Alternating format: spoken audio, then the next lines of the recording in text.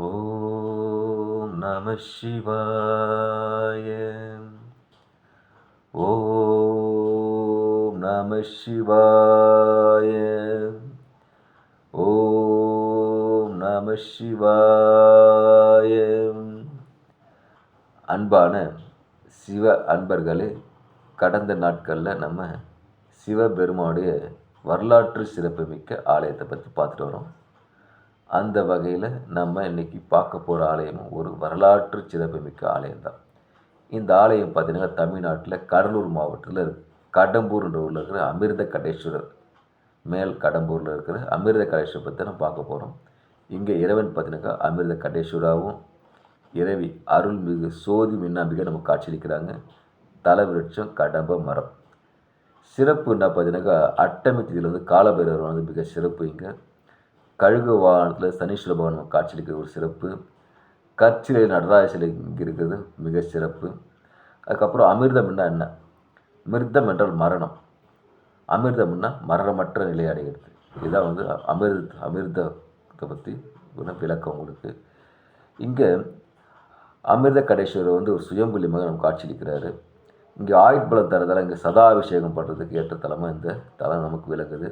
அப்புறம் சஷ்டியச்சு பூஜை திருமணத்தை ஏற்ற தலம் நமக்கு விளங்குது.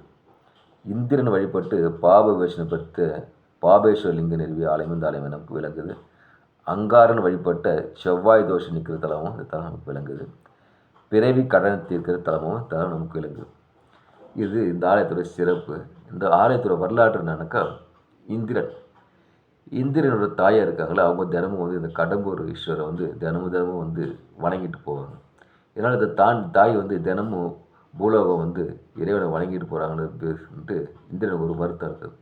அதனால் அந்த தாய்க்கு வந்து அந்த வேலையை எளிதாக்குறதாக என்ன பண்ணுறாரு, அங்கே இருக்கிற இறைவனையும் அந்த ஆலயத்தில் இன்னும் பிற பல தெய்வங்களையும் என்ன பண்ணுறாரு, அனைத்தையும் எடுத்துகிட்டு ஒரு தேர் வழியில் கொண்டு வர்றது, ஒரு அழகிய தேர் உருவாக்கி அதில் கொண்டு வர்றதாக முயற்சி தூக்குறாரு.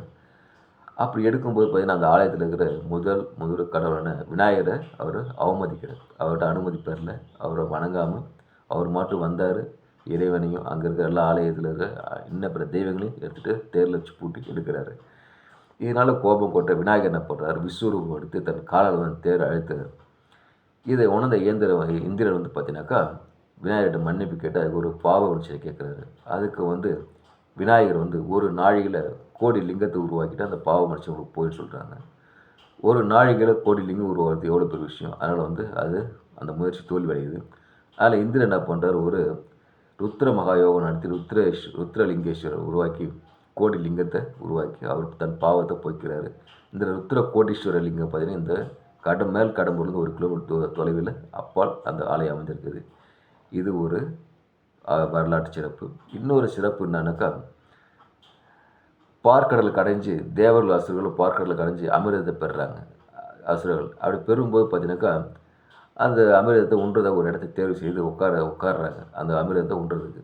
அப்படி உட்கொள்ள நினைக்கும் போது கடவுளான விநாயகரை வந்து அவமதிக்கிறார். அவரோட ஒரு அனுமதி வாங்கலை, அவரை வணங்கலை, மறுக்கிறாங்க. அதில் என்ன பண்ணுறாரு, விநாயகர் என்ன பண்ணுறாரு, அவங்க ஒரு பாடம் போட்டு என்ன பண்ணுறாரு, அந்த அமிர்தத்தை வந்து பூலோகத்தில் வந்து மறைச்சி வைக்க எடுக்கிறார். மறைச்சி வைக்க பதுக்கும்போது பார்த்திங்கன்னா அதுலேருந்து ஒரு சொட்டு வந்து கீழே விழுது. அந்த ஒரு சுழி அமிர்தம் தான் வந்து அமிர்த கடேஸ்வரர் சுயம்பு லிங்கமாக மாறி இங்கே காட்சியளிக்குது. இது மிகப்பெரிய சிறப்பு வாய்ந்த அமிர்த கடேஸ்வரர் லிங்கம். இங்கே போனீங்கன்னாக்கா பிறவி படனில் காசிக்கு நிகரான தலம் கூட இந்த தலம், பாவ விமர்சனம் அளிக்கிற தலம். தலம் வந்து மிக சிறப்பு பெற்றது.